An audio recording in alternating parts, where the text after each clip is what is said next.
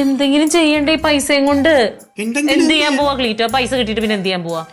കുറച്ച് പൈസ അതിൽ കൊടുക്കാനൊക്കെ ഉണ്ട്. കൊടുത്ത് ഈ ഇതിന്റെ അന്നത്തെ ഫംഗ്ഷന്റെ കൊടുത്ത് തീർക്കാനുണ്ട്. അതെന്നോട് പറഞ്ഞു.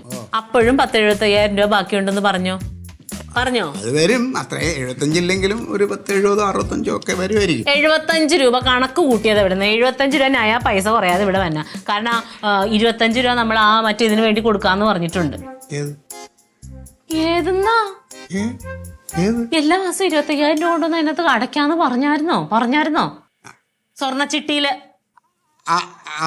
അതിപ്പം നടക്കൂല. അത് നമുക്ക് ഞാനേ അടുത്തൊരു ബിസിനസ് ചെയ്തിട്ട് അതിന് ലാഭത്തില് അത് ചെയ്യാം. ഇപ്പൊ പറ്റൂല അത്. അപ്പൊ എല്ലാം കൊണ്ടൊന്ന് നശിപ്പിക്കാനാ നിങ്ങളുടെ പ്ലാൻ? എന്തെങ്കിലും പറഞ്ഞാ ഇങ്ങനെ നാക്കെടുത്ത് വളക്കണല്ല. 75,000 രൂപ പൈസ കുറയാതെ ഇവിടെ കൊണ്ടുവന്ന് തന്നോളാം.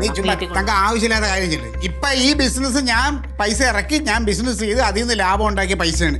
ഈ ലാഭം എടുത്ത് ഞാൻ വേറൊരു ബിസിനസ് ചെയ്തിട്ട് അതിൽ നിന്ന് ലാഭം ഉണ്ടാക്കിയിട്ട് നിന്റെ സ്വർണ്ണ സമ്പാദ്യ പദ്ധതിയിൽ നീ അടച്ചോ. പക്ഷെ ഇതിൽ നിന്ന് ഒരു നയ പൈസ എടുക്കാന്ന് ഞാൻ അല്ലേ? നിങ്ങളുടെ കയ്യിൽ 10 പൈസ ഇല്ലെങ്കിൽ എന്നോടും കനകനോടും അമ്മാവനോടൊക്കെ നടന്ന് ഇരക്കും. ഇപ്പൊ ഒത്തിരി പൈസ വന്നപ്പോഴത്തേനും നിങ്ങളുടെ മാത്രം തീരുമാനമുള്ളൂ. ഇവിടെ ഞാൻ എന്നുള്ള ആൾക്ക് ഒരു വിലയില്ലേ? ആരുടെ തരുന്നു? അയ്യോ, കഴിഞ്ഞ ആഴ്ച കൂടെ അവന്റെ അടുത്ത് പോയിട്ട് കഴിഞ്ഞിട്ടുണ്ടായിരുന്നല്ലോ. ഞാൻ കൊടുത്തു. ഞാൻ കൃത്യമായിട്ട് കൊടുക്കും. എന്താ ചെയ്യാൻ പോണത്? 75,000 രൂപ കിട്ടും. ആ 75,000 രൂപ ഈ കുടുംബത്ത് കൊണ്ടുപോകാൻ ഒരു കാര്യം നടക്കൂല തങ്കം. നീ ആവശ്യമില്ലാത്ത സ്വർണ്ണം ഈ ഇപ്പൊ വില ഇങ്ങനെ നിൽക്കുന്ന സമയത്ത് സ്വർണ്ണം വാങ്ങിക്കുന്നത് മണ്ടത്തരമാണ്. ആവശ്യമില്ലാത്ത പരിപാടികൾ കാണിക്കുന്നത്. വില കുറയുമെന്ന് നിങ്ങളോട് ആരെങ്കിലും പറഞ്ഞു? അത് കുറയും. ഇപ്പൊ അല്ല, അതെല്ലാം കുറയും. അത് ഇപ്പൊ കിടന്ന ആഗോളതലത്തിൽ അതിന്റെ എല്ലാം വിപണിയിൽ ഒരു ഇടിവ് വരും. തീരുമാനിക്കുന്നത് എന്തെങ്കിലുമൊക്കെ പറയല്ലേ. മനുഷ്യൻ വീട്ടിൽ വന്ന് ഇച്ചിരി വെള്ളം കുടിച്ചിട്ട് പോകാന്ന് വെച്ചപ്പോ സമ്മതിക്കൂല.